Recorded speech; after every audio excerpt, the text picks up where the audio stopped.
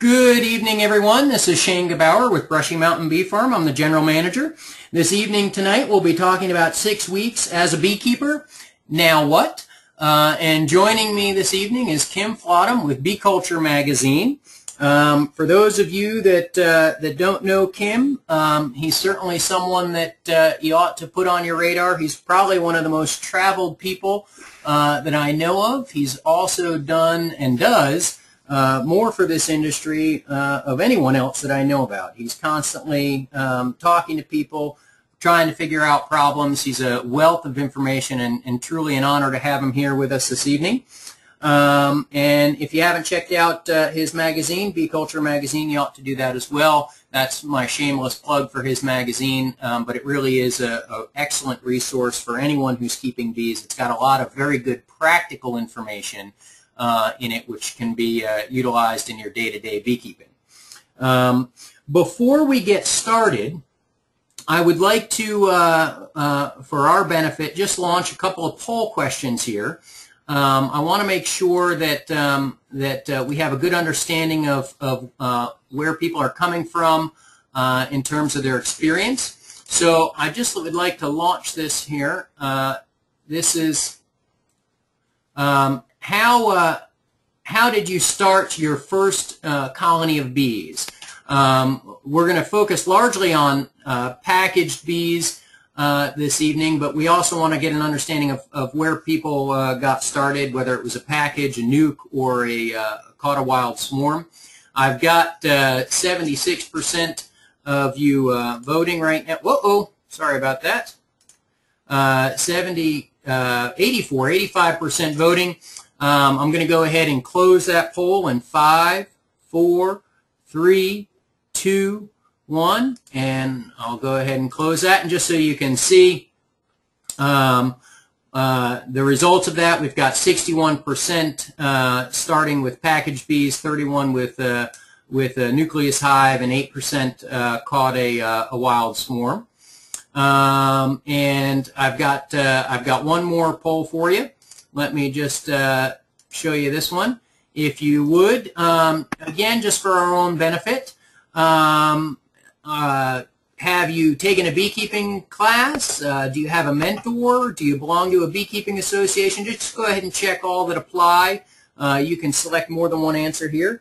And again, this is just to sort of help us gain some understanding of where folks are coming from and the background and experience levels that you all have.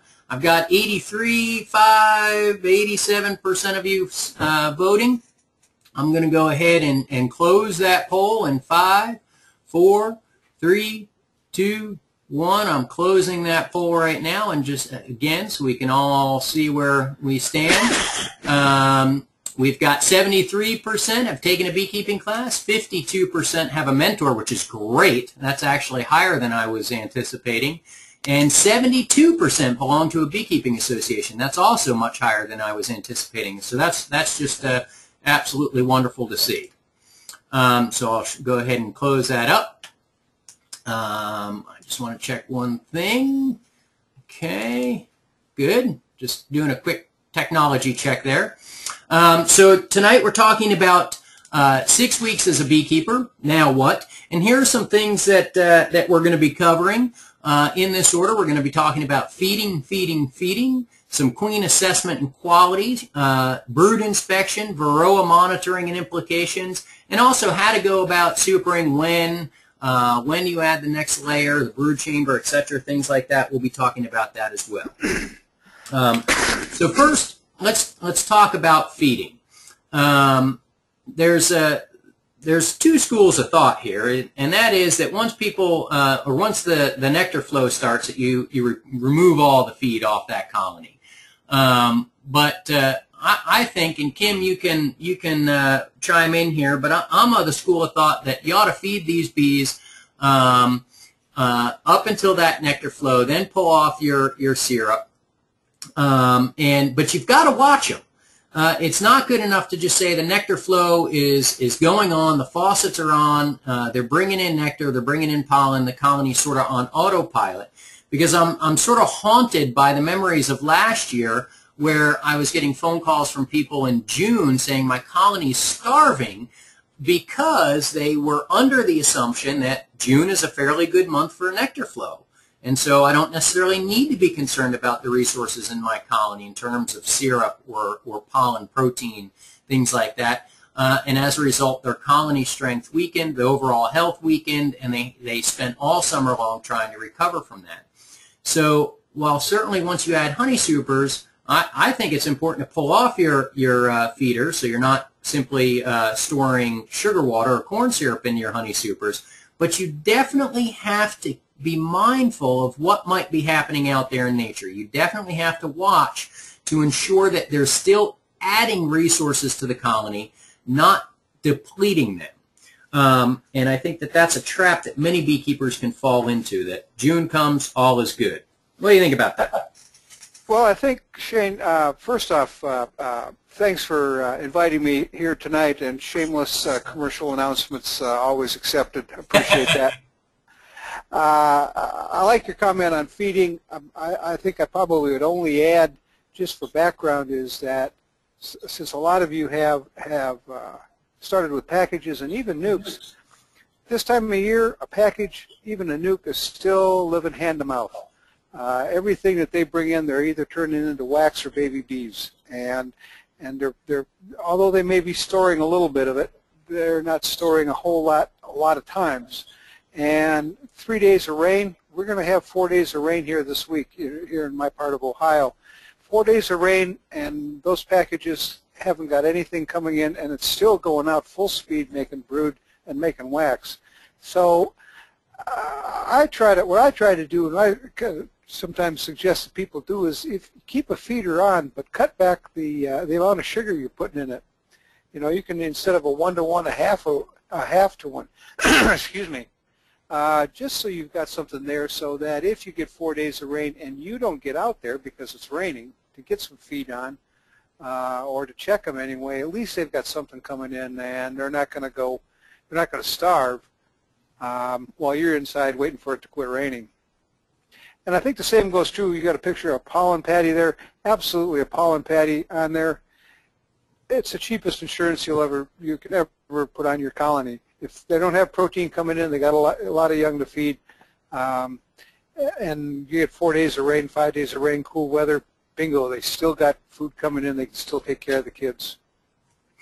Still take care of the kids. You know, and you were mentioning about all the resources that are going into sort of growing that colony. If we look at our next picture here, you know, the general rule of thumb that I always hear, of course the numbers vary a little bit depending on who you talk to, but the rule of thumb that I've heard is that it takes about 7 to 8 pounds of honey to produce 1 pound of wax. And so this is a brand new frame and foundation that was put into a colony this year. And you can see over in this corner here that they're just now getting into that corner. So they're really just beginning to draw out this frame. And so there's a lot of resources going in to draw this comb to get it to the point where either your queen can be laying eggs in it, or the bees can be storing pollen or nectar in it. And that's a lot of resources that these bees need to invest in, sort of just infrastructure, to ensure they've got space to do what they need to do. And so that was a really good segue into that picture. And just a second. Excuse me, Shane, I just want to throw in one number. Yeah. You figure it's 8 pounds of wax. That's 40 pounds of nectar that those bees have to bring back to make a pound of wax. That's pretty staggering. It's pretty, especially when you mix it in with another statistic that that your average bee over the course of her lifetime only brings in collects enough nectar to produce a drop of honey that would fit on most people's pinky nail. It's about I think 1/10 of a teaspoon over the course of her lifetime. So you can see how much energy is really going into growing this colony. And I think that that's something that's often overlooked by people getting started, is that there's a lot of time and energy and resources going in to grow this colony just to get it to the point that it can survive winter. What do you want to say about the queens here, Kim? Well, if I could put all of the things that can go wrong at this time of year with a package, about 80% of them would sit with that bug on the left there. She's critical to everything that's going on, and making sure that she stays doing her job is probably the most important chore you have as a beekeeper now, even if you can't find her, which isn't uncommon with somebody that's just starting out and somebody that's been doing it for 30 years. I spent 2 hours looking for one last weekend. But knowing what the queen should be doing right now and being able to look at your colony and see, yes, this is what's going on, and it's either correct or incorrect, and then being able to move from there, I think is going to be critical to success all the rest of the summer into the winter, because bees need a colony needs a good foundation. Bad pun, sorry, but if something goes wrong with a queen, and there are so many things that can go wrong with her right now, your colony's off to a bad start, and they just never seem to catch up if they get slowed down now. So you want to take a look at what can go wrong, Shane? Absolutely. On the right, you're seeing, well, the first question is everybody good at finding eggs? And that's always a trick, and it takes a while to get comfortable with looking at a frame, where the eggs should be on a frame, and then looking into the cell with the sun behind your back and tilting the frame just a little bit. And I don't know if you found this secret out or not. When you're looking down into a cell and you get the sun just right over your shoulder, just about midday, a little before, a little after, the sun goes right down in there, and you tilt the frame, you can see the shadow move of the egg standing up on end. Try that trick if you haven't mastered that already. It makes you don't even have to see the egg.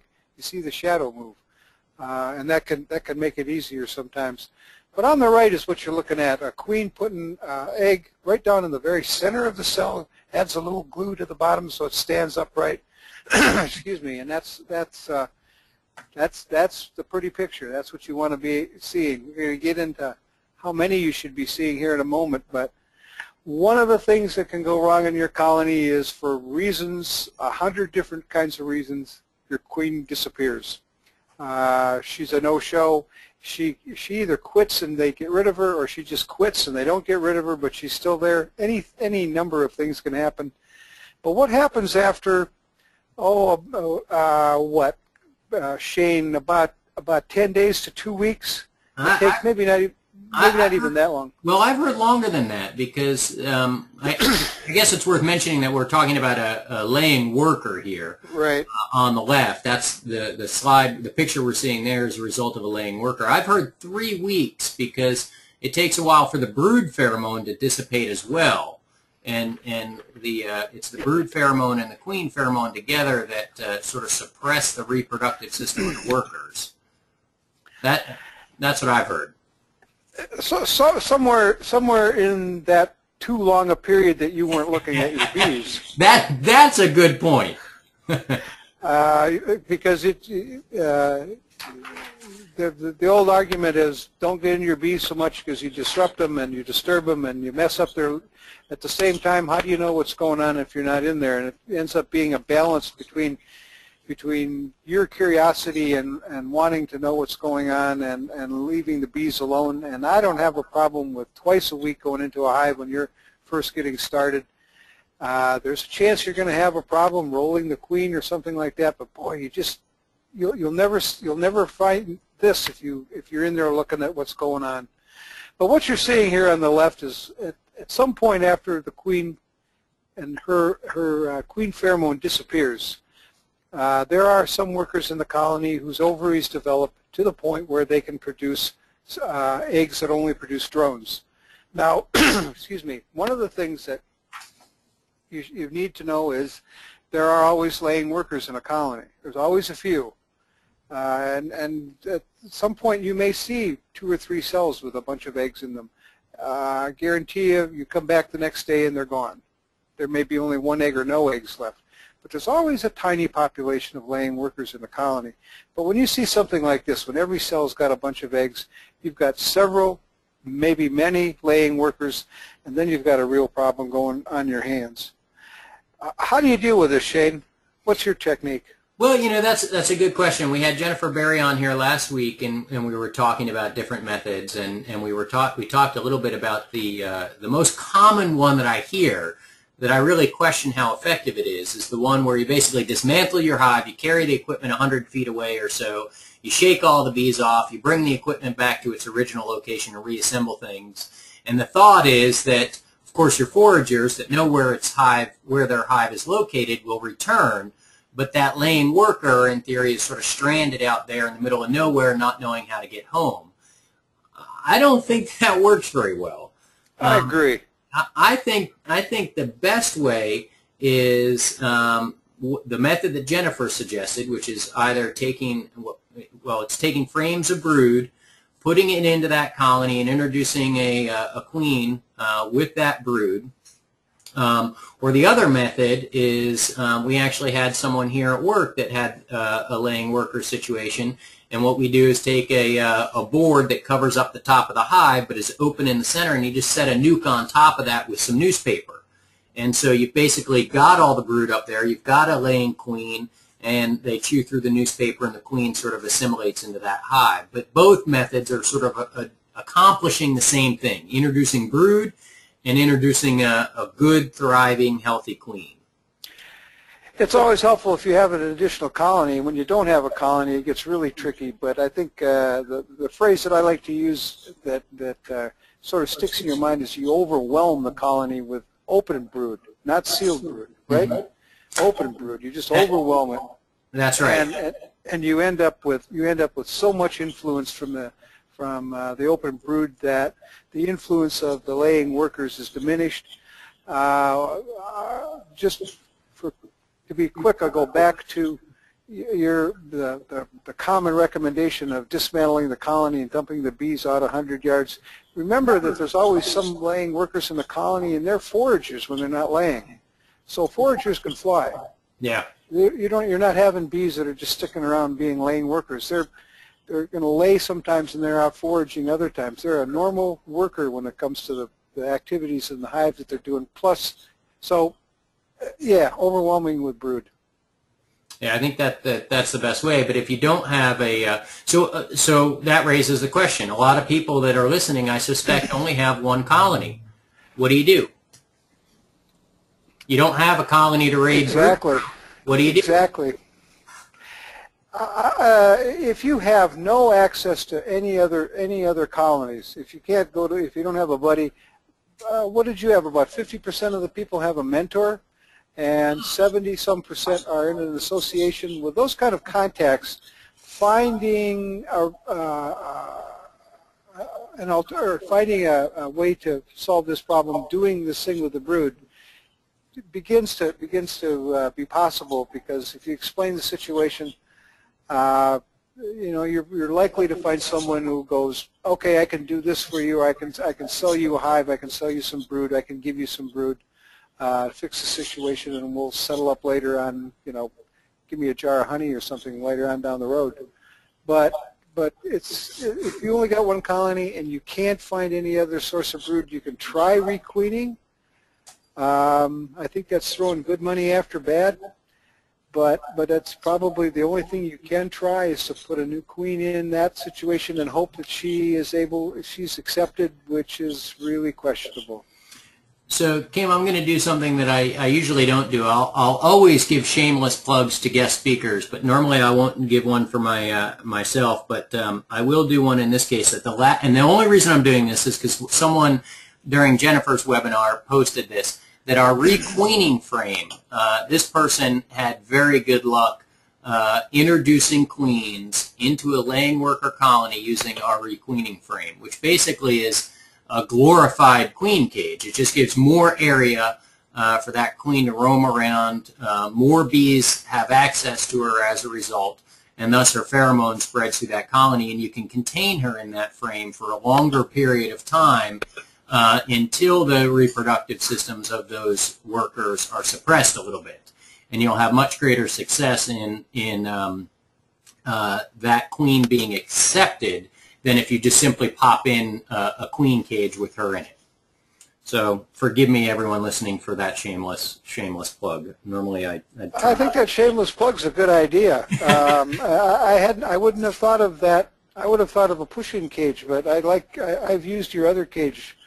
The pushing cages, they work okay, but what I found with them is oftentimes they mine through the wax comb to get into that cage before the effect of having that queen sort of in there for a prolonged period of time really takes effect. With a queen introduction frame, you determine when she releases. There's no way for them to do it when they want to. They can't mine through comb. It's a frame that she's contained in until you pull the plug, essentially. But those push-in cages work okay. If in situations, I think, where there's not a laying worker, but maybe just a difficult hive to requeen. Does that make sense? That makes sense. Good idea. Okay. All right. Well, I think we've beaten laying workers to death. Let's take a look at this one, where we've got some bees tending some brood. You wanted to do math. You wanted to talk about brood math here. What do you have for us?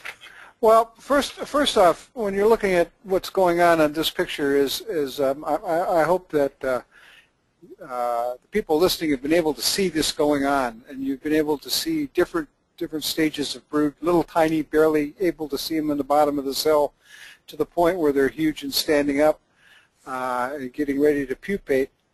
So you've seen all stages by now. After 6 weeks, you should have seen all stages, all up to sealed. And right now,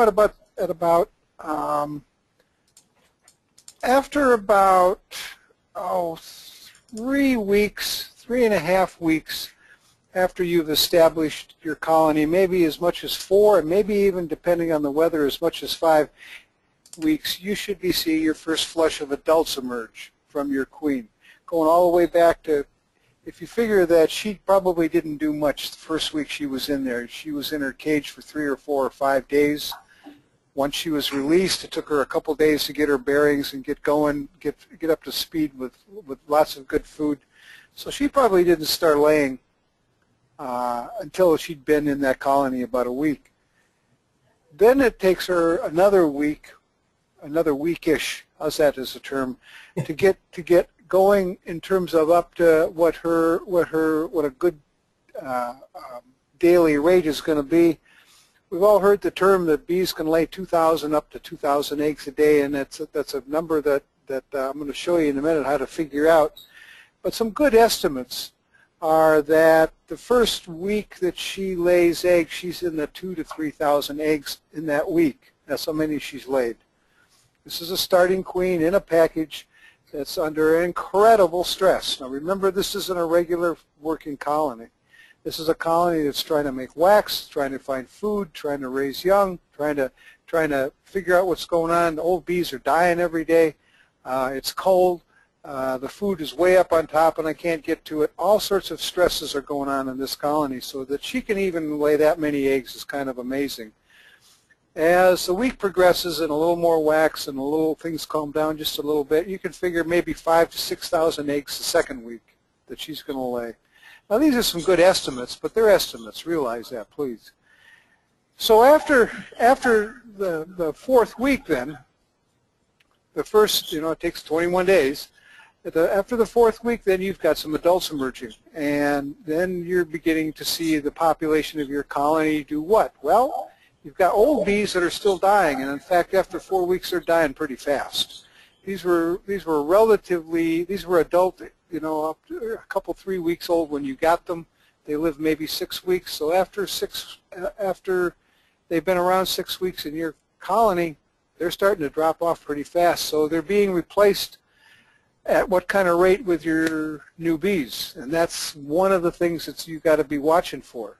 How is the population of your colony going? Because again, your queen, if you recall, your queen is laying more eggs every few days. Her rate increases, yet you've still got the same number of bees to take care of her and take care of that brood, and you've got the same number of bees who are trying to bring in that much more pollen and nectar to feed an ever-increasing number of young in the colony.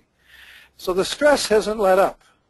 And right today, at 6 weeks, the colony is essentially as stressed as it was 4 weeks ago, 5 weeks ago, in terms of trying to provision for all the young, and with a population that is, although getting younger now, still has a fair number of older bees. So at 6 weeks, where you are now, as Shane said earlier, we tend to, as beekeepers, we tend to look at the flowers are blooming, the weather's nice, things are going fine. I look in the colony, they're running around doing what they're supposed to be doing.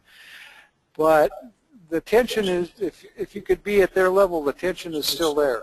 And it's going to stay there for another couple, 3 more weeks until the adult population begins to exceed the brood population.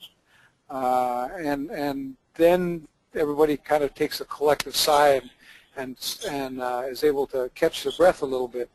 But when you're seeing what you're seeing on the screen right now, you're looking at new bee, barely new bees, because they've just started to emerge, and probably still some old bees who are being forced to learn how to relearn how to feed young. At the same time, they're out there they're feeding young in the morning and foraging in the afternoon and catching their breath at night. You got some busy bees in there, Shane. Yes, there are. I think that this is a really important point. You made the comment that basically at 6 weeks the colony is as stressed as it was essentially on day 1, and I think you could almost emphasize that a little bit more and say that they're almost more stressed, because when you install them, yeah, they've got wax comb to build, but now essentially the bees that were there on day 1, you're asking them to, in a very polite way, of course, to build wax, to forage for the resources for that colony, and to tend to brood. And what happens, I think, is that the queen begins, they start to build comb, the queen begins to lay like mad using the, like you said, sort of those numbers. And when she begins to lay, the population can support those, but that population of a package, at least, now some of you started with nukes, but with a package, the population actually decreases before it increases. And so in that transition period, it's really sort of touch and go, I think. And it's a really stressful time on the colony, and frankly can be for the beekeeper as well. So you've really got to have a good sense of what's going on in that colony. That was one of the reasons back at the beginning that I kind of alluded to keeping some feed available. Yeah. If you get 3 days of rain and nothing's coming in, you're looking at some stress bees, and suddenly there isn't any food available, or there's very little, and they've got to decide where's it going to go. You have 2 weeks ago, Shane, here in Ohio, we had a week where, in a 1 week period, we had 2 nights where it froze and 2 days where we had tornadoes. Oh dear. And for a colony, the tornadoes, of course, unless they run into one, isn't going to be a stress. But 2 nights of freezing, and you've got a limited number of bees to cover that comb, and you've got an expanding brood population. Chilled brood isn't out of the question. And of course, there's not much a beekeeper can do about that, but that stress is always there, and it doesn't go away for quite a while in a brand new package. I agree, but hopefully, ultimately, we end up with something that looks like this, where we've got a pretty good brood pattern, and all these bees. This is obviously an established colony that's doing quite well. Did you have anything in particular you wanted to mention about this? Well, one of the things that I mentioned earlier was, is your queen really laying 2,000 eggs a day? And let me back up a half a second. Shane, you and I were talking earlier about at 6 weeks. At about 6 weeks, how much brood there should be in a colony? How much? And let's just talk about open and sealed brood. Let's ignore eggs for the moment. And I know this number is going to vary depending how far south and north you are, but what's your numbers on sealed and open brood in a colony 6 weeks old? What would you expect? We're talking about packages now. Right. Because, of course, a nuke, presumably, if it's a 5-frame nuke, from day one, you're going to have about 3 frames in there. At least most people, that's the way most people sell their 5-frame nukes. But a package of bee, there's a lot of factors that are going to go into this. Weather, nectar availability, whether you're feeding or not, which you should be. But I would say at this point, about 6 weeks in, I would say about, I don't know, 5 to 10 frames. Of course, that's a huge spread, but as you mentioned, we're dealing with perhaps Florida on up to Maine, or maybe Arizona on up into Washington. So, there's a huge geographic spread there, but I would say about 5 to 10 frames of brood, and those frames may have about be half covered with brood. So this frame is actually, that you're looking at, is actually more than half covered. This is probably 3/4 covered. Yeah. But I'll just give you some more numbers if you want to think for a minute. How many bees is that really? And you're looking at a deep frame there.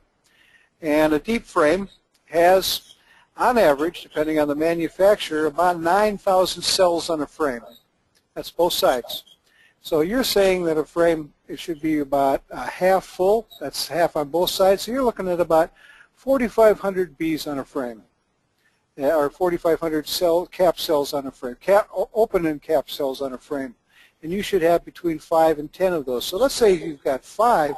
You're looking at, what is it, 5 times 4,000, that's 20,000 bees that are going to emerge in 3 weeks or less, right? Was I a bit over-optimistic? I don't think so. No, I don't think so. Because you got to remember, you've also got bees that are leaving the scene every day too. The mortality rate and the birth rate need to be factored. Both of those need to be factored in. If you're doing like I do, I have all mediums, almost all, exclusively all mediums.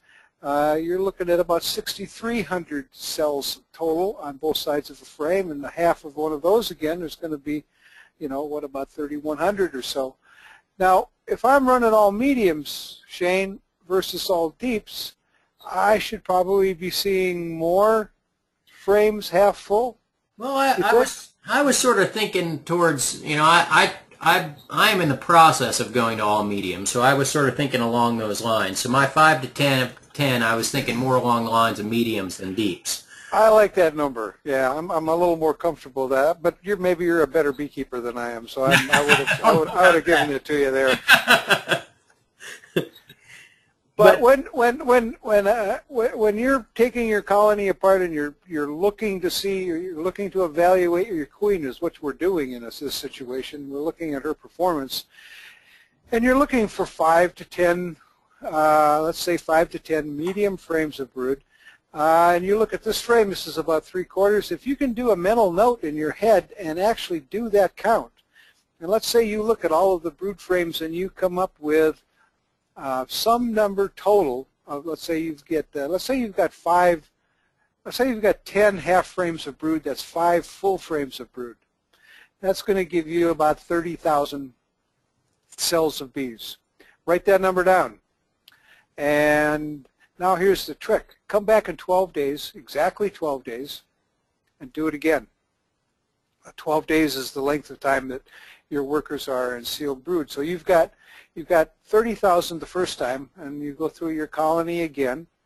And every time you're looking in your colony, I urge you to practice this, because it really gives you an idea of the potential population in your colony, what's coming down the road. Suddenly you've got 30,000 bees the first time, and if you come back again and count, and suddenly you've got 50,000 capped cells, just capped, not open, just capped. The difference between those two, divided by 12, is your eggs per day. So you've got 20,000 difference divided by 12. It's going to come up to, what is it, 1,500 eggs a day? Suddenly that's about what people are telling you, isn't it? So if you practice this, not every time, but often enough that you begin to get comfortable with estimating the future population of your colony. Now, if you take a look at the frame that's sitting there right now, and you look at it closely, a bee covers 2 cells when she's standing on the frame. So if you're looking at a frame that's half covered with bees, you can guesstimate the population that's in that colony of bees right now, just knowing that the number of cells on a deep or a medium frame. Well, now I'm looking at how many bees are going to be on that frame as soon as all of this brood emerges. I better get some boxes on this colony, because I'm not going to have room for bees, and that takes me where, Shane? It certainly is concerning, given that I believe this to be the top box, and it gets us into a little bit ahead when we start talking about supering later on. But that's I've never heard it talked about in that way, sort of really truly trying to assess the number of eggs that are being laid, right? We always say a queen can do so many eggs a day, and we just assume our queens are, but the fact of the matter is these queens are really just like people. You're going to have some that are more productive than others for a lot of different reasons. And doing an assessment like this can really give us some insight in just how productive our colony may or may not be. So you've inspired me, Kim. I'm going to try this little trick, and I'll let you know what I find out. Well, if you write it down, and I'm not going to say I'm the world's worst record keeper, but I'm approaching there. But this is one of the things that I do try to do with some regularity. When I've got every colony numbered, and if you got 2 colonies, it's the one on the left or the right. But when you get to be 5 or 6, and then you do a split and you bring in a nuke and things get complicated, a numbering system that I found always works is you just number every colony. That way, number 32 stays at home, and if it goes to a bee yard, it doesn't become number 1 in that bee yard. It's still colony 32. Anyway, when I'm going through number 32, and I don't do this every time, but I will make it a point to do it 3 or 4 times in a season, I will try and measure sealed brood. And it gives me, as you said, it gives me an idea, A, how productive my queen is, and B, how many bees are going to be in that colony in a very short period of time. And then I've got my notes, and I'm going to say, yeah, bring supers, or maybe bring feed, because things are slowing down and they shouldn't be, or something's going on that I need to pay attention to. It's one more thing to look at. And are you finding that the 1,500 to 2,000 eggs a day is a pretty good rule of thumb?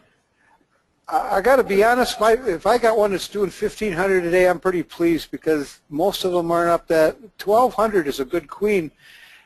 The queens that I've got in the spot that I'm at, the way I keep bees, how's that for an out? But 2,000 a day, I would be really happy if I could find a queen that was consistently doing 2,000 a day. That's a big colony if you look at it by the end of at the peak of the season. So I'm going to put this slide up here as I ask this next question for a segue into our next topic, which is, so you're saying if you're getting 1,200 eggs a day, that's you're happy with that, but yet everything that we've heard says 1,500 to 2,000 eggs a day. So is it that the literature and the information out there is overstating what a queen really can do, or is it that we now have underperforming queens from perhaps when some of those original assessments were done? That's a good question. I don't have the answer to that. I know I've looked at the data, and in fact, when I was at Madison at the bee lab there, we did basically these same measurements, and we had 1,800 to 2,200 egg a day queens then. We didn't have varroa then, and therein lies perhaps a difference. Is just the influence that varroa has had on all of beekeeping, whether it's the queen production unit that made the queen that sent her to me, and she came just a tiny bit damaged because of the things that were going on down there, or they're damaged here. There's contaminants in the wax. I don't know, Shane. But like I said, If I got one that was 1,500 a day consistently, I'd be real happy. Okay. And I know that the 2,000 a day used to exist. Okay, so something has changed. It might not necessarily be the quality of queen, but obviously something has changed that our queens aren't quite able to do what they were able to do pre-Varroa. What it is, we're not quite sure at this point. A quick aside, and then we'll get back to what you want to do here. I'm not sure it's queens. I mean, I suspect that it is, but if there's something going on with the quality of the workers who aren't able to care for, maybe they're not producing as much food. Maybe they're not moving as fast. Maybe there's a union. I don't know. That has changed their behavior. I don't have that answer, but I'm open to any suggestions because, like I said, I've seen a difference. I'm sorry for the aside. Go ahead. Good comic relief. So in this picture, I'm not sure if you had anything in particular to say about this, but I just love seeing pictures like this. I mean, this is, we've got something like this in some of our information that we give out to folks as sort of like an anatomy of a frame. Of course, we're in really close here, but you've got up in let me get my highlighter, up in this corner up in here, you've got open cells of nectar. You've got this sort of rainbow effect as we move from the center of the frame on out, where you've got your capped brood here, you've got some pollen up in here, and it's extending a little bit into here, and you've got some, if you look real close, an egg and another egg, and then real tiny larva, and then and the larva as gets bigger. That this is sort of really, in my mind anyway, really what you want to see in a good, healthy colony, sort of this capped brood radiating out into some more mature larvae and then ultimately into smaller larvae and then eggs, and with some pollen and some honey or nectar tucked up into the corners of those frames. Of course, keeping it in mind that as this frame matures, that some of the cells back in this area down here in the lower right corner and more in the center of the frame, as those cells mature, the bees are going to emerge, and so we're going to open up that portion of the frame. And so it's not going to, of course, stay like this. This is sort of a wave in motion. But this, to me, really sort of suggests a good healthy colony that's doing well with a good queen. Did you want to add anything to that, Kim? Boy, you covered it all. I also like looking at that transition from egg to young larva. It just when you're looking at the whole frame, it gives you the picture of how the colony cohesiveness is working. Mm-hmm.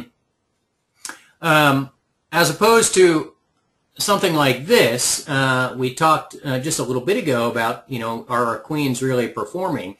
And when you and I talked earlier this week, we sort of came to the conclusion that this frame almost embodies just about everything that could go wrong with a queen in your colony. And so what do we have going on in this picture here, or series of pictures? Well, when you look at the big picture in the background, immediately it doesn't look like that nice frame of full frame of brood you had there a couple of pictures ago. The pattern is spotty. It's mixed up. It's almost appears to be random where the queen has been laying. Without looking closer, that's the first thing that I would suspect. Down in the bottom, you get your magic marker out there, Shane, and I think you can see where some down here. Well, there too, but yeah, right there. Oh, okay.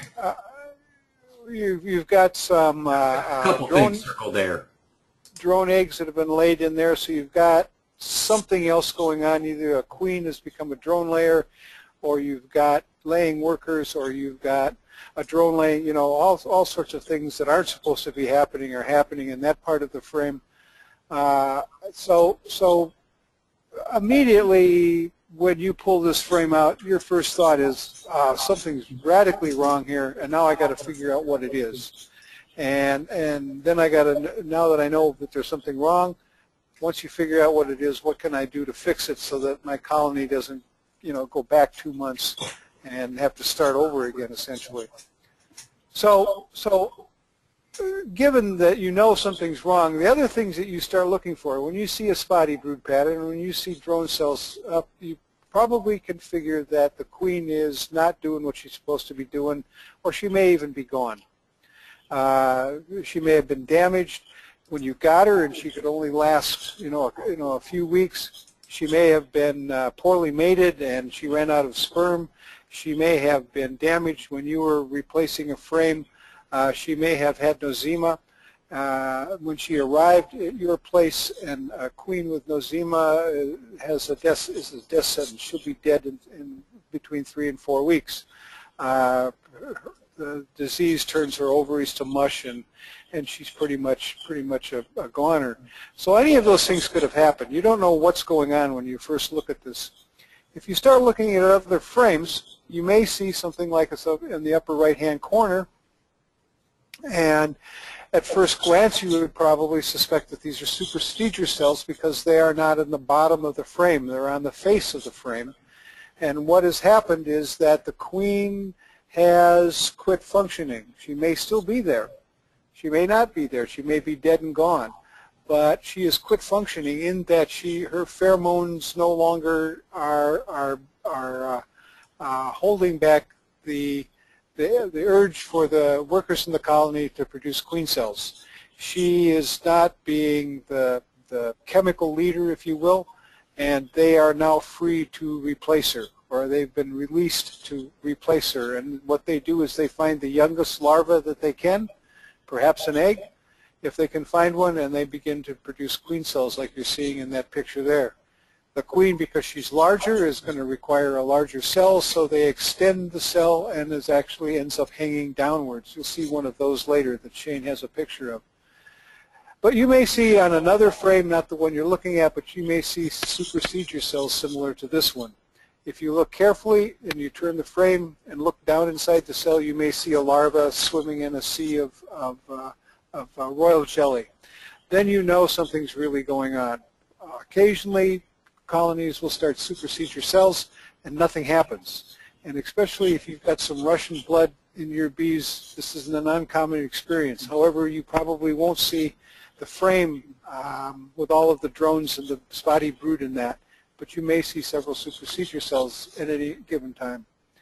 So once you can appreciate the fact that there's something wrong with your queen, and then you're going to have to make a decision on what am I going to do about that queen being gone.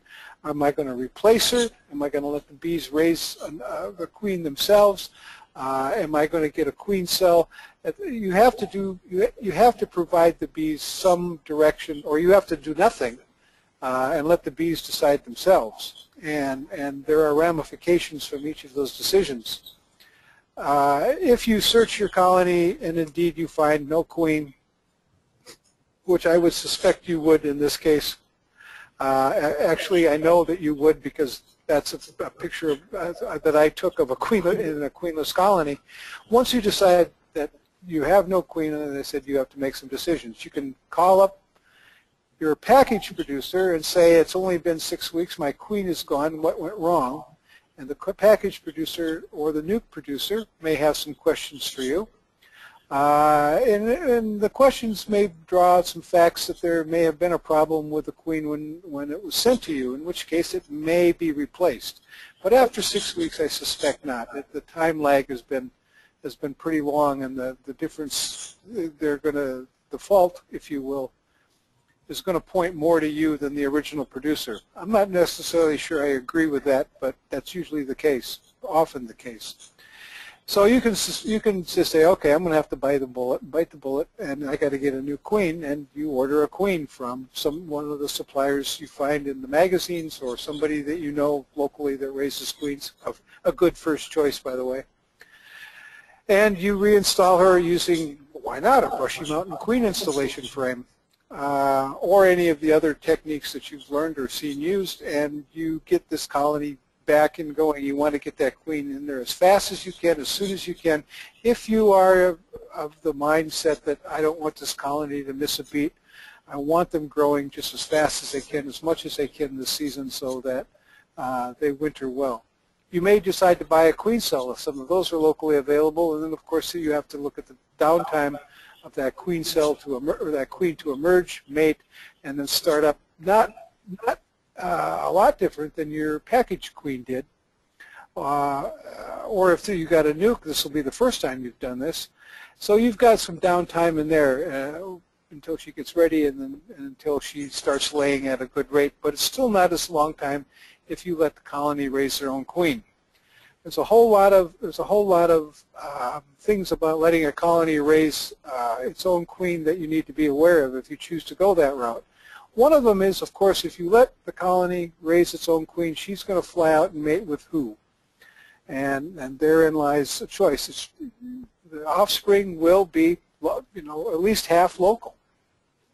You will, and if that's your goal, is to raise survivor queens and survivor colonies, then what you're going to want to do is start doing this. It may be a little late in the season to do this for your colony's sake, in that she's all they've got. And if something goes wrong, birds like queens really well. Suddenly your colony is hopelessly queenless, and then you've got a whole other set of problems. She may mate with, Joe Beekeeper's drones down the way, and you know what kind of a beekeeper that guy is. You don't want anything to do with his drones. Or they may meet with Sally Beekeeper up the road, and she's, top shelf beekeeper. So you may hope that they meet up, and your queen mates well and enough. And this early in the season, or this late in the season, they're probably the likelihood of them mating well is probably going to be good. But then you've got all that downtime of when she comes back, and again, it takes, you had to raise her, and then you have to mate her, and then you have to wait for her to get back up to speed. And you're looking at, it could be, 6 weeks before she's really up to speed. 6 weeks from now is what, the middle of July. And you've got an overwintering situation staring you in the face that you've got to prepare for. So when you find this frame, you have a lot of decisions to make. It could be easy. You can let them do it and say, I'm going to let them do what they want. You can go get a queen in a hurry, or you can get a queen cell. All of those things, as I said, have ramifications. All of them are workable, but all of them, the outcome of all of them, the outcome of none of them is perfect. The least likely chance of a problem is when you buy a mated queen. The most dangerous, if you will, is letting them raise themselves. Down in the bottom right-hand corner, you've got a frame that's solid drone brood. And this frame is here for, just as a reminder, that one of the things that can happen to a queen, especially if she's poorly mated, is that she can become a drone layer. She runs out of sperm, and all she can lay is unfertilized eggs. One of the things to keep in mind when you are ordering queens, this year, this is your first year, you didn't have a whole lot of options. You've got the packages when the guy said he was going to bring them up from the south, or bring them from California. Whenever they were coming in, you took them when you could get them. But the next time you do this, one of the things to look to keep in mind, especially if you're buying a queen next spring to requeen additional colonies or requeen your nuke, is what's the weather like where your queen's coming from. And the Weather Channel and the computers have made that relatively easy to see. If you know exactly where your queen's coming from and what county in Georgia or what county in California, and you watch the weather and you know, okay, she's going to arrive on about this date, that means that she's going to be in her mating nuke about this long, and she's going to be mating here about 4 weeks before I get her. Well, 4 to 5 weeks before you're supposed to get your queen, if you're watching the weather and you see 21 days of rain, which they kind of had in Georgia this year, almost, you can be kind of sure that her flying days were limited. Her flying days are limited. The ability for her to mate are going to be restricted, and the likelihood of getting a queen of less than fully mated proportions increases, certainly.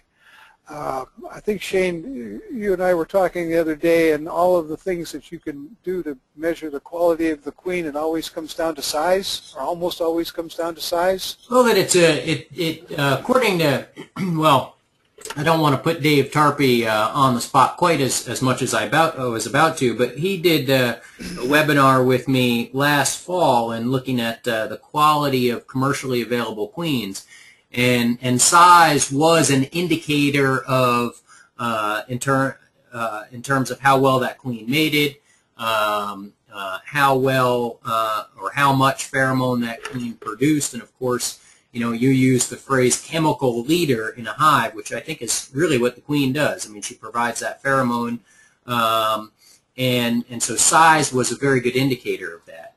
I want to just go back to a couple of points without derailing your train of thought too much, but it's worth mentioning these cell cups up here. You mentioned that, you know, it's very likely that they'll be in the colony. But it's really only an issue if they start utilizing these cell cups. And also, again, going back to the population dynamics of a package, the colony could almost be sort of tricked, if we can use that phrase, into thinking that they're failing because of the aging population of bees. And so it's not uncommon, in my experience anyway, to see some of these cups appear especially in a package, because the aging population of the bees before the new brood starts to emerge. And then a couple more things that you know, you were talking about letting them sort of run their course. You know, we've got some supersedure cells down in here, letting them run their course and have those cells emerge. And when you and I were talking, I was kept falling into the mind trap that this was sort of an established colony, and to some extent it is, but we're working with the title here of 6 weeks as a beekeeper. So if this colony is only 6 weeks old, the population never really grew to be anything of great significance. And I would say that if you let them run their course, this colony is really, really going to be struggling. And not only that, but I'll default back to a talk that I heard Dave Tarpey do up in Connecticut, looking at supersedure queens. You know, supersedure queens and emergency queen cells sometimes don't produce necessarily the best quality queens because they utilize larvae that's available to them. And sometimes that larva may be one that's a bit older, therefore that queen is going to emerge first and bump off all the other queens in that colony. And if that happens, generally speaking, a queen that was reared from a 3-day-old larva isn't as good as a queen that was reared from a 1-day-old larva, but yet the one from a 3-day-old larva is going to be the first one emerging because it's 2 days older. So by letting this sort of run its course, you may actually be selecting for a colony that might not necessarily have the best queen in it. So I just wanted to sort of emphasize those, and now I probably completely derailed your train of thought, Kim, and I apologize, but those were some notes that I sort of jotted down here as you were going along. No, good points. I think with a package situation this late in the season, letting a colony requeen itself is asking for a lot of trouble. It's a good point. The only thing I was talking about is looking for a frame of, you know, lots of drone brood and what probably happened and ways to perhaps avoid that in the future. So as I think you said earlier, we probably have beaten this one to death. So the other side of this coin, of course, is when a colony is really doing well. And then you run into what you're going to look at next, which is a swarming situation here. Now, the difference between the queen cell that we're seeing here is that it's hanging from the bottom of the frame, which is more typical of a swarm cell than a supersedure and emergency queen cell. And so here we've got a population that's really just busting out. Typically, resources are abundant, and it's worth sort of mentioning that swarming is really the colony's only means to propagate and ensure the future generation, so to speak, of bees. That yes, individual bees are reproducing inside the colony, but an individual bee can't go off and start a new colony. It can't survive on its own. Even a queen by herself cannot go off and start a new colony. That swarming is an instinctual thing. They're genetically programmed to do this to ensure the future generations of honeybees. And so sometimes it can be really difficult to prevent, and I tend to say that you can't prevent swarming. The best you can do is mitigate some of the conditions that ultimately lead to swarming in hopes that you're successful. And some of those might be, if you're overwintering, rotating brood chambers, ensuring that they've got space in that colony, giving them new frames of foundation to give them space. But if you're talking about a new colony, it's really in terms of staying ahead of the bees. And we'll talk about this in just a little bit when we talk about supering and adding stories. But you've got to think about that frame of brood that we showed you earlier when Kim was talking about sort of the future population of the colony. You've got to sort of anticipate what that colony is going to do, not tomorrow, but in a week or two from now, to ensure that they've got space to expand into so you don't see something like this. But Kim, I did want to ask you one question about swarming and about requeening. How often do you think people ought to requeen their colonies? I'm an advocate of every year, and I still have trouble with that. I'm an advocate because the queens that I get now aren't the queens that I got 20 years ago, and all sorts of the reasons we were talking about earlier. So I don't see queens lasting 2 years anymore. I see them lasting, if I'm lucky, overwintering. And when I say lasting, I mean lasting productively. You know, being a good producer, eggs and you know, staying ahead with the population. They slow down. They seem to me to be slowing down faster.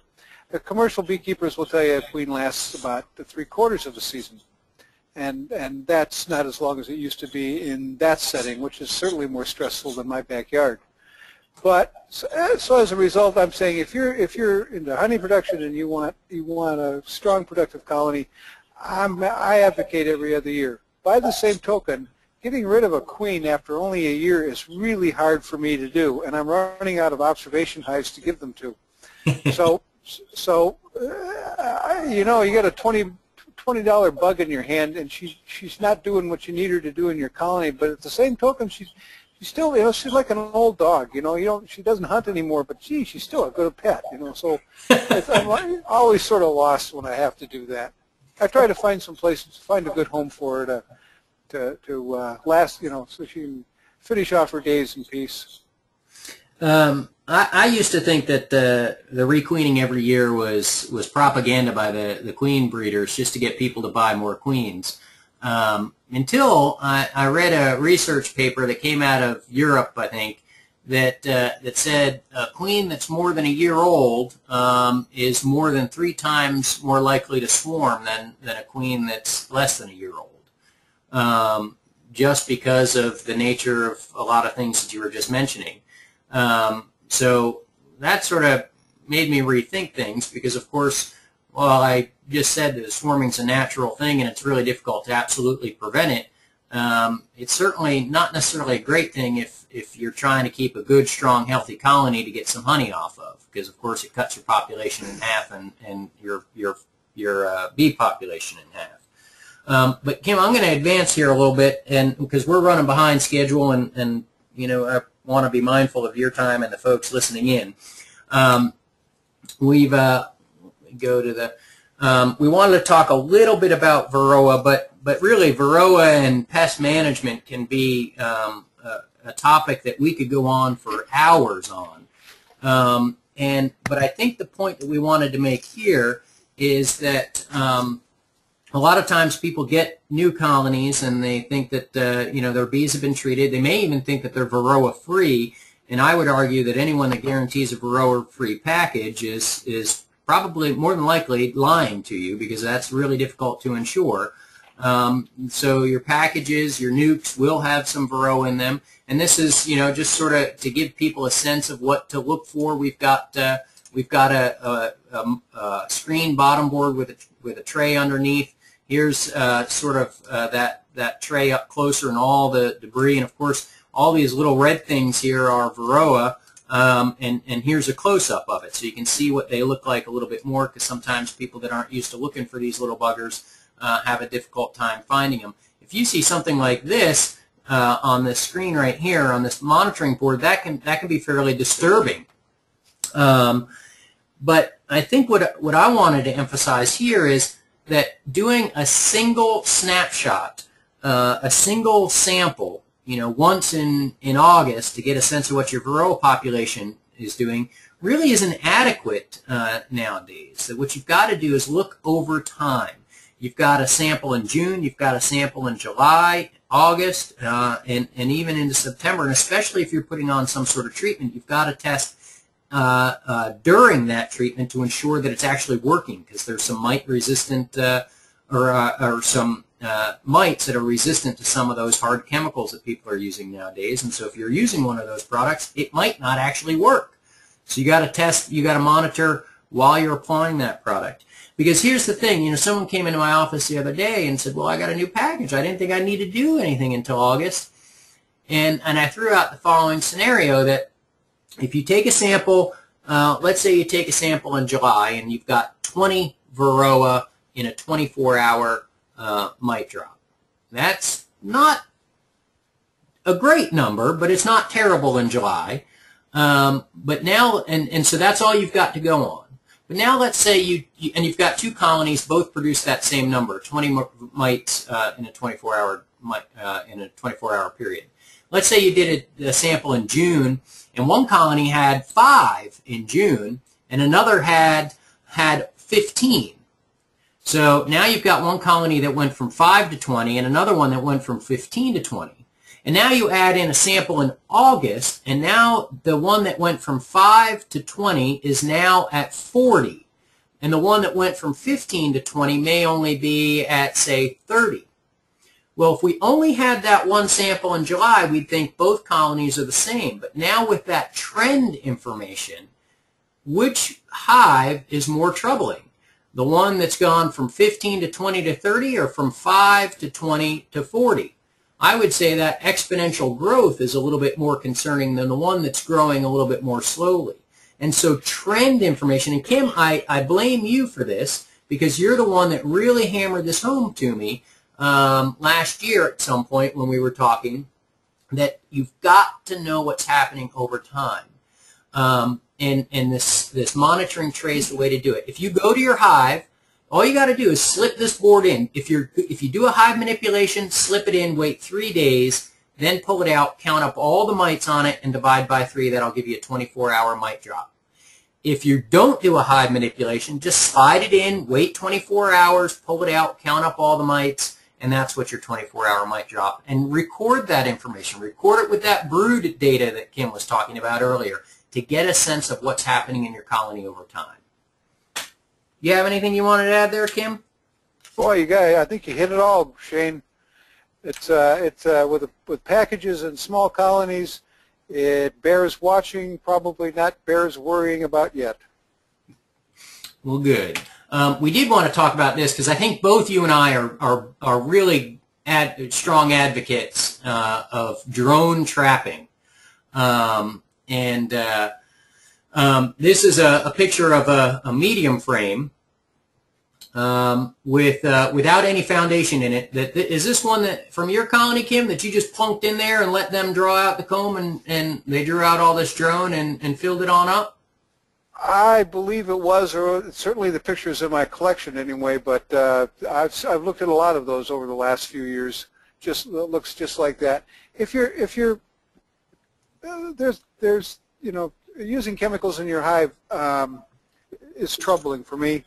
In fact, I don't do it, and I sometimes pay the price. But for varroa, this is one of the ways that that certainly works for me pretty well, is drone trapping. And down at the bottom, you can see where you put in either a drone comb, if you get your drone foundation, or I put in empty frames just because I don't like putting foundation in frames. And the bees do this very nicely. Your colony is going to have a certain percent of the bees that they raise are going to, about 15% of the bees that they raise are going to be drones into the peak of the year. they're going to raise them anyway. They're going to put them somewhere on top of frames and in misshapen parts of your foundation, wherever. All I'm doing is giving them a place to put it. Once I put it in, then you can see where either I use 8 frames, I put them on 1 and 8. That's on the edge of the brood nest. And every 21 days I come in, I repeat them, and I usually only have to do it 3 times. I've got them in now. They just went in over Memorial Day weekend. 3 weeks I'll pull them out. 3 weeks after that I'll pull them out. And then, by then I may not have to do any more. But if I have to, then I'll put in for 3 more weeks. I go on the 3-week rotation because it's easy for me to remember. Drones take a little bit longer than that, and if I wanted to wait to 100% the length of time, it'd be 24, 25, 26 days. But 21 days works for me, and you know, you can come up with your own schedule. You don't want to go 30 days and let them all emerge, of course. Yeah. By the time I've done 3, I don't have enough mites to worry about. And it's worth bearing that this is something that you absolutely have to be diligent about. If you're a procrastinator, if you can't get back there within 24 days, you know, Kim and I talked about this, and we talked about 21 to 24 days, and he said, look, 21 days, that way if it's rainy that day, I can go on the 22nd day, and there's no harm, no foul. But if you're someone that, well, I'll get to it tomorrow, or I'll get to it this weekend, you probably don't want to be using this method of mite control, because you will absolutely skyrocket your mite levels, because the mites gravitate toward these drone cells. That's why this works.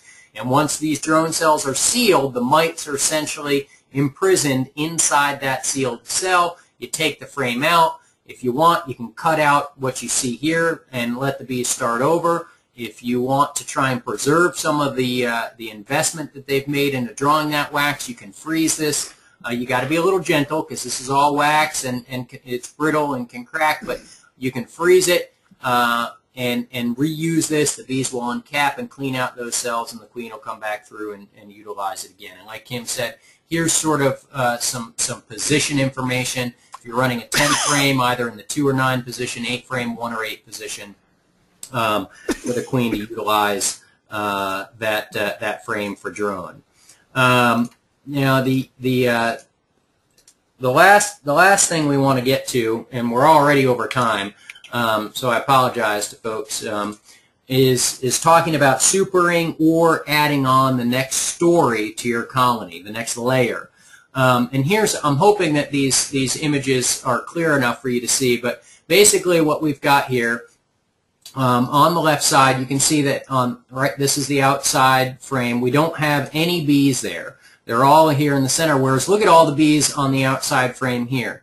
If your colonies, if this is your top story in your colony, you're behind the 8 ball already. So you need to add another story here, because their bees are getting crowded, and you may end up seeing them hanging in a tree like we saw earlier. Even this colony with no bees here, but all these bees here, you're running probably a little bit behind. But you can see the difference here in congestion in terms of where the bees are and how many frames they've got under development. And this next picture, you can see here's a frame that's being pulled up from the outside of an 8-frame box. Not a whole lot of bees on it, but you can tell that this frame really is well developed. Even all the way out here to the edges, they've got comb being drawn.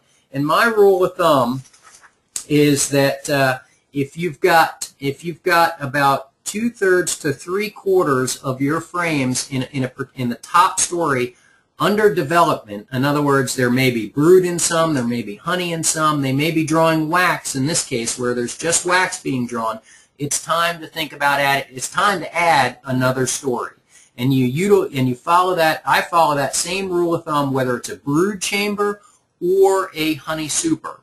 But you don't simply want to stack on a bunch of empty boxes and think they're good to go, I don't have to come back to them for a while, because what will happen is that queen and that colony will stay clustered in the center of the hive and just create this chimney right up through the center, not getting out to these outside frames and not utilizing the corners of the hives.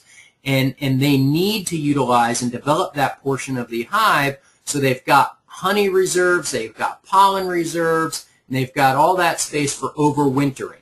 Because if you don't force them into developing that portion of the hive, you're going to have a real problem come overwintering. So you want to add the stories one at a time, and you want to add them when you've got about 2/3 to 3/4 of the frames under development. The other point that I'll make here is that 50% of the beekeepers love queen excluders, 50% of the beekeepers hate them.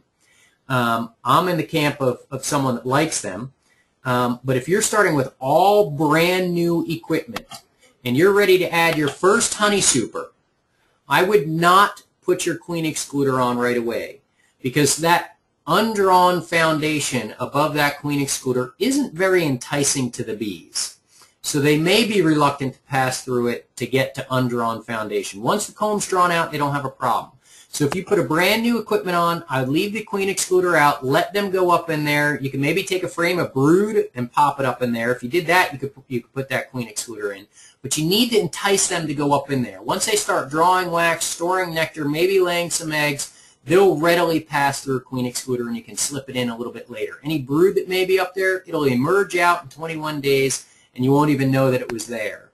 But just make sure your queen is below that queen excluder when you do actually slip it in there.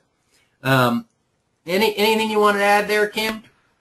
Well, only, Shane, that I tend to be a little less time conscious than you are, and just because I don't get to the bee yard as often as I should, when I see that, as almost always, I'm behind adding a super, okay, I'm going to be ahead on the next one, so instead of putting one on, I'll put on two, and so I'm behind on one and early on the other one, and it almost always works okay, but it isn't as good as what you just explained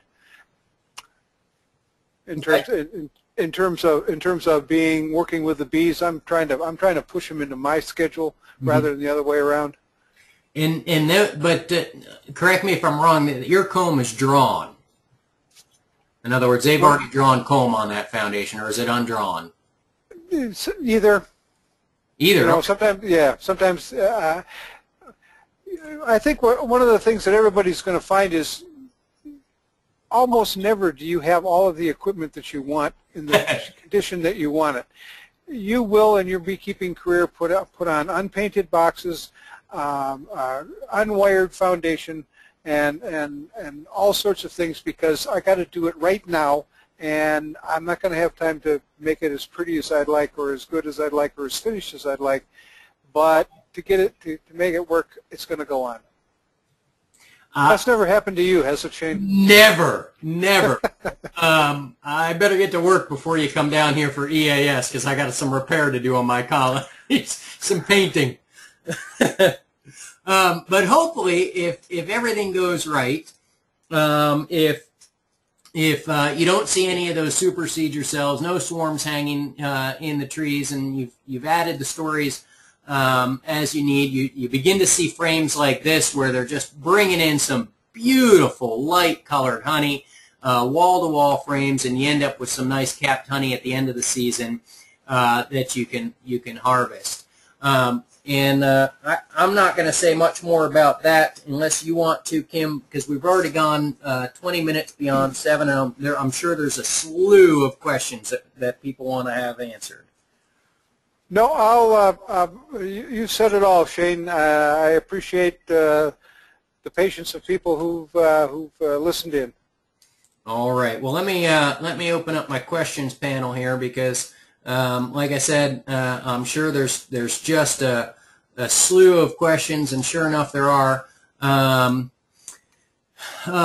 Forgive me as I sort of scan through these. It's difficult to monitor while you're talking and trying to pay attention to the good information. Is feeding syrup and providing water the same thing? Well, it can be in that you're providing, syrup has got water in it, and if that's what you're trying to do. But if you're trying to get carbohydrates into your colony, certainly water is not going to provide that. You do need to provide water. If you don't have a natural source nearby, you need to provide some in your yard, absolutely, positively, without question. Something to consider is a Boardman feeder in a situation like that. If you need to provide water and you need to know when they're running out, just a pail of water with some floats, just don't ever let it go dry. But no, water and sugar, you're getting moisture into the colony, but you're not getting any carbohydrates, it's just water. So how, we talked about earlier on when to feed or not to feed, and I made the statement that once your supers are on there, you want to take off that feeder. You made the suggestion or recommendation that you don't necessarily have to remove it, but maybe thin it out so you don't end up with sugar water being stored in your honey supers. But the point that we wanted to make was you've got to know what's going on in nature so that if that nectar flow stops, you can respond and make sure the needs of your colony are met. And so this question is, how do you know when there's a nectar flow or when it's stopped or slowing, and if the colony is got the resources that it needs? Oh, you're asking me. Yes. Yes. What's happening here, Kim, is while you're responding, I continue to scan through the questions. The last frame that you showed, the last picture that you showed was one of the reasons. It was one of the ways to know that there's a nectar flow going on. If you're actually accumulating nectar in drawn-out cells in your honey supers. Before you get to that point, however, one of the things that happens in a colony is you will see what, there's a lot of terms for it, but bees are whitening the wax. And that's if you've already got a drawn comb and it's just been sitting in there. When a honey flow starts, or when you start feeding a sugar syrup, they're going to start adding wax to the edges of things and smoothing the edges and neatening up the comb and to get ready to receive more nectar. Bees don't produce wax unless nectar is coming in. If you're not feeding and you see wax being built, that's a first sure sign. There's no nectar, no wax. If you've got wax being built and you're not feeding, you can be pretty sure that there's something going on.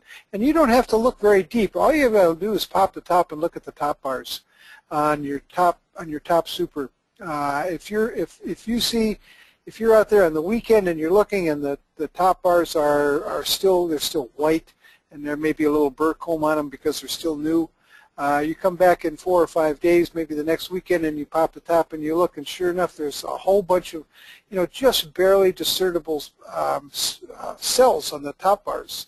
Just barely discernible, but you can see the pattern. You know something's going on because they don't build wax unless they've got carbohydrates coming in. You see that wax, you're almost too late. You better be moving. I want to just take just a second here to make a statement, and I'll explain why I'm doing this in a second. I've been doing these webinars now for over a year, and frankly, it's a little different sitting in front of your computer screen, just talking to your computer screen.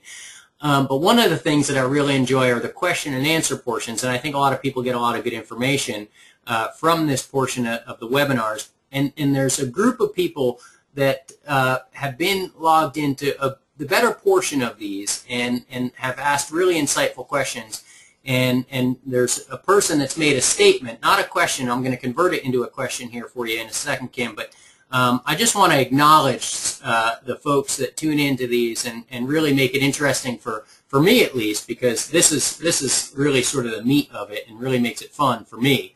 And I'd love to meet some of these people someday. But this person has a situation where they've had some bees in a public community garden, and they've asked him to remove, as I understand it, remove these colonies because they believe that only top bar hives can be maintained in a green-friendly manner, and they won't allow him to use any medication, fumagillin B, to control nosema. And you said that, I'm putting you on the spot here, and we're getting to the question portion, where you don't like to use chemicals in your colony. So one, I'm wondering what you think about fumagillin B, which is really just for treatment of nosema, especially in light of the new research that was presented out in, was it San Diego, that really showed a link between Nosema cerana and some viruses and that connection to CCD. So what's your take on Fumagillin B? Should or shouldn't people be really concerned about using it, and what other ways might you mitigate nosema if you don't use Fumagillin? I don't use Fumagillin, and I probably won't use Fumagillin, and I probably will pay a price for it at some point. My bees will pay a price for it at some point. However, at the moment, Nosema cerana by itself seems not to be the worst thing that can happen to your colony. And the other piece of data that came out of that report, if the listeners aren't familiar with it, USDA released a study that showed that Fumagillin B, when mixed with several viruses, neither of which by themselves are terribly lethal, but when combined become very lethal. The Fumagillin enters the bee's gut, causes damage, and allows viral entry into the system of the bee, and then... I'm sorry, the Fumagillin enters their gut, or the nosema? I'm sorry, the nosema, thank you. Yep. The nosema enters the gut, causes damage, and the virus enters the bee through that portal.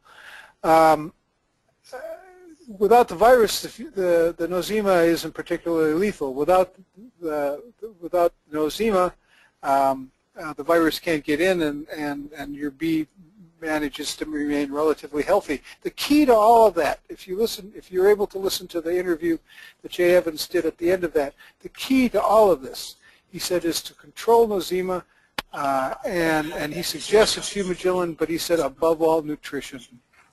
A healthy, well-fed bee with a balanced diet and plenty of diversity in their diet is going to do better with any and all of those problems combined.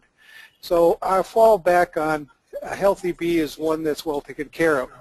And so when you say, am I using Fumagillin? No, I'm not. What am I doing to combat nosema? I'm making sure my bees are well fed. That's the best that I can do without adding an antibiotic, and that's my story, and I'm sticking to it. How's that? That's a good story. I'm going to just ask a follow-up. What do you think about some of the supplements, like Honeybee Healthy, the Vita products, and there's a whole host of others? I haven't done side-by-sides of those, so let me start there. I can't say one's better than the other. They all tend to be a feeding stimulant, and they all tend to cause bees to eat more of whatever it is that they have available to eat, and if it happens to be one of the supplements, they all tend to help. So if nutrition is my concern, and it certainly is all of the time, and I can't get bees to eat, or I want them to eat more, or I want to make sure that they're eating, I am going to use one of the stimulants, and I am going to use one of the supplements. Now, I don't have a lot of occasion to have to go that route, but I am, if you want to call those feeding stimulants a chemical, then yes, I am applying some chemicals to my bees. I will freely admit that. But boy, I tell you, you see what healthy, well-fed bees are compared to bees that are just getting by, and the difference is just phenomenal. So I'm happy with being able to use any of those in any combination. We're advancing now a few years. You know, this one's titled 6 Weeks as a Beekeeper, but this question is regarding comb rotation, both for the honey supers as well as the brood chambers. How often should beekeepers rotate their comb?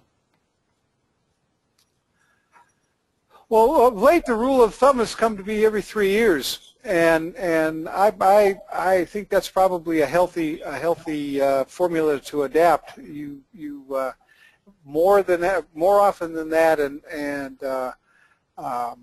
it begins to get really expensive. But it also depends on what you're putting in your colonies. If you're putting in Coumaphos or fluvalinate or any of the other witch's brews that are out there, certainly you're going to have wax that's much different than someone who doesn't put anything in their colonies. Although even if you don't put anything in your colonies, your bees are bringing back some things. So I think that 3-year rotation probably is a good rule of thumb if you are doing any kind of treating. And you may be able to stretch that a little bit if you're doing no treating, but the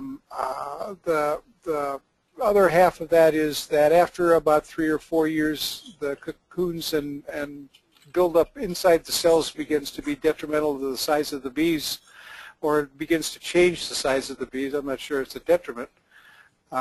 So 3 to 4 years, 3 to 5 years, if you're not treating, I think is probably good advice. Okay. This is an interesting question, and one which I've actually had a couple of times this year. The people are actually seeing their queens kicked out of the colony. I had a phone call from someone a few weeks ago that saw their queen walking around the outside of the colony. They threw her back in. Shortly thereafter, she was out on the outside of the box, threw her back in, and ultimately, a week or so later, couldn't find her. Someone said they saw their queen on the ground in front of their colony. What's causing that, and what's the solution? I have no idea. Come on, Kim, you're all knowing. I've never heard of that. I have heard of queens summarily dispatched, torn to pieces. I've seen queens torn to pieces. Wings and legs and pieces of body strewn about the bottom board when our colony didn't like a queen. But to be dismissed is, I'm speechless. I do not know. Well, you ever listen to Click and Clack, the Tappet Brothers on Card Talk? Oh yeah. Stump the chumps. We've just stumped the chumps.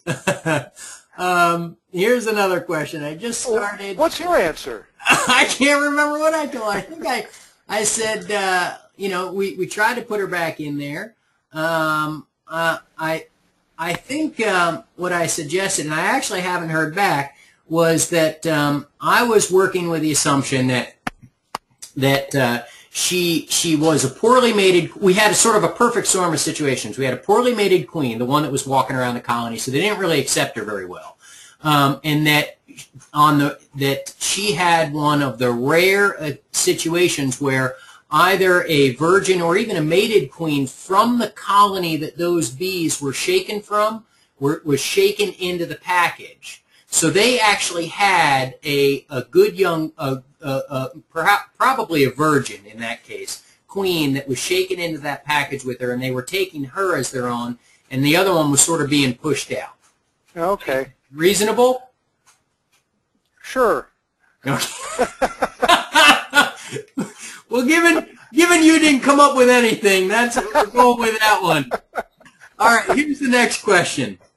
I've just started, and I put my bees into. They started 2 colonies, and 3/4 of the bees of one colony went into the other colony. So now they've got one huge hive and one small hive. What are they to do with this situation? Yeah, that's not uncommon when you get a lot of packages that come from the same supplier. They spend time sitting in a warehouse for a day or 2 or 3 waiting to be picked up. They get put on a truck. They get trucked up to wherever, New England or Ohio.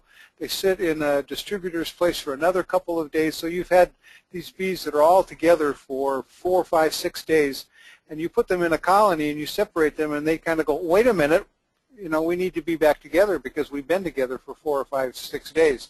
That's not an uncommon experience. It's a pain in the rear end to fix, but you can fix it.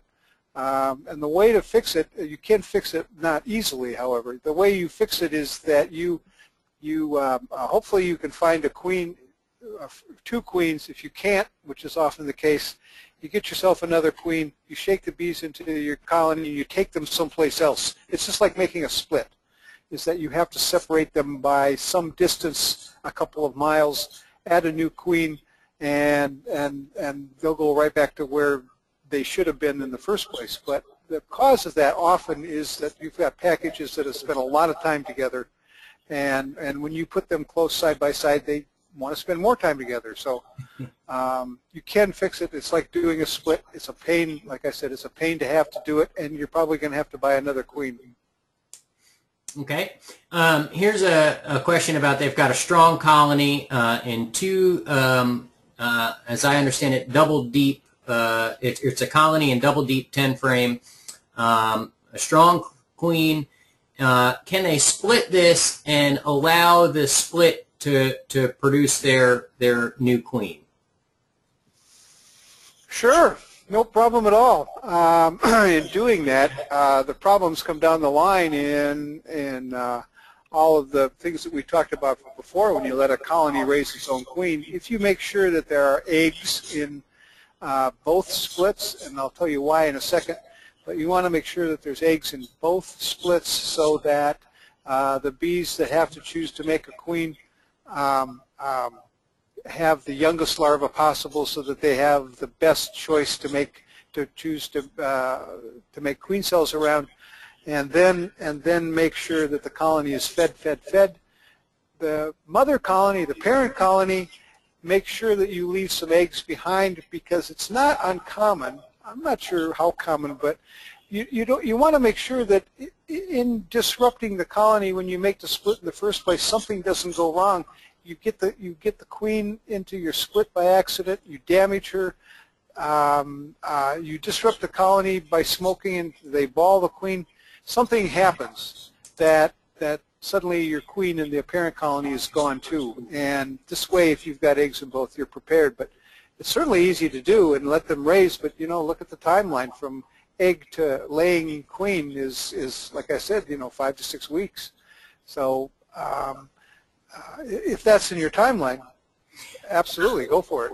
Well, I keep going back to Dave Tarpey, who frankly I'm a big fan of, and some of his work with queens, and I go back to that talk that I just can't get out of my mind, which is probably a good thing, that he gave up at the Southern New England Beekeepers Conference or whatever it is, that basically what you're doing here is creating emergency queen cells, which means they're going to take any larva of acceptable age, in other words, between 1 and 3 days old, and try and raise out queen cells. And he's shown that queens raised from a 3-day-old larva are inferior, by and large, to a queen that's raised out from a 1-day-old larva. And so what you're doing is actually selecting for an inferior queen if you let them raise out emergency queen cells, because that queen that's raised from a 3-day-old larva is going to be the first one to emerge out, and she's going to go around and bump off all those other queens. She's going to bump off those the queens that were reared from the 1-day-old larva, and those are going to be the best quality queens. And so I'm not a big fan of letting them raise queens from emergency queen cells. Now, all that said, if you can't get your hands on a queen to actually install into a colony that's producing emergency queen cells, something's better than nothing. And sometimes getting a queen on short notice can be difficult. And so at that point, just let them run their course. But if you can, I try and avoid queens from emergency queen cells. Kim, you and I talked about this a little bit when we did our session here the other day, and I didn't think it would come up in our conversation this evening, but it has. You travel all over the place. You talk to beekeepers in just about every part of the U.S., and this is a question about the brood box setup. What configuration? Now, in the picture we've got in the background, you can see that these have this one's got 2 mediums. Now, it could just be one that we shrunk down. Honestly, I'm not sure when or what the circumstances were when this picture was taken. But what configurations, what general parameters would you put, in terms of the southeast, southwest, northwest, northeast, in terms of, in your experience in travels, sort of the preferred brood chamber configuration? There's some conjecture here, because the question is, your question was, what is the preferred? And the preferred is if I am basically in by any definition that you want in the South, you will be told that one brood chamber, and I think you said it best now that you're in what I would call the South and having been in the Northeast, more than one brood chamber, you're raising bees and not honey. And that is an accepted axiom pretty much in much of the South. The further north you move, it gets into B2 right away. And that's the preferred. Now, what's best? Having not having a lot of experience keeping bees in the South, but having talked to people who do, they tend to tell me that using one brood chamber in the South works, but it's now, rather than 30 years ago, now it's harder to do because you're managing, there's more management involved with keeping bees than there was 30 years ago. So to some degree, I'm hearing that more people are going more to story and a half, a deep and a medium. And that gives them just enough room to do what they need to do. Expansion time of the colony is allowed to play out for treatments and all of the things that you need to do to keep bees in 1.5 as opposed to 1 anymore. But if I had to bet the farm on that, I don't think I would. I know that in the north it's 2, and it comes down to in the north you need enough honey to overwinter. The closer you get to the middle part of the country, then it becomes almost always a story, or often a story and a half. Again, because of the honey storage you need for overwintering. Get down to the far south, that honey becomes much less important because you've got foraging much later and much earlier than we do up here. So the honey thing is less important, but the management thing begins to take over a little bit. And there's probably half the people listening to this that argue with me right now, and I don't know that I would win that argument. How's that? That was good. It was a little bit better than the stump the chump answers. When you and I were talking, it's no secret now that people that listen in know that I've moved down from the Northeast, and so I was running double deeps up there, and now that I'm in the South, and also in trying my hardest to convert from deeps to mediums, just because I like the fact that all the equipment, all the frames are standard size. I can take frames from my honey supers and rotate them down into my brood chambers to call out some of the older brood chamber frames. So I'm trying to do that, but in that process, of course, I've got just about every hive configuration you could imagine in my backyard right now. I've got double deep 10 frames, double deep 8s. I've got medium boxes, both in 10 and 8 frame, and so it's a real interesting little experiment. And certainly up north, I like the double deeps, or the equivalent would be 3 medium boxes for your brood chamber. And down here in the South, I'm finding that sort of close to a story and a half would be sort of a good brood chamber size. That's a good compromise between what you said earlier, which is raising bees or producing honey. Well, that seems to be a good fit for a combination of both. But a lot depends on where you are and what your priorities are, and also what your back will tolerate in terms of deeps or mediums. Because as I scrolled, after I asked you that question, I scrolled through, and there were a lot of questions in here about hive size and equipment pieces and etc. One of the things I've found, Shane, is that for up north, I'm using 8-frame mediums primarily, and three 8-frame mediums works well as a spring, summer, fall brood nest, and I add a 4th in the late fall or in the fall for additional honey storage, and so I'm overwintering almost always in 4 mediums, and that seems to work well for me. But I tend to be generous with what I leave on for honey.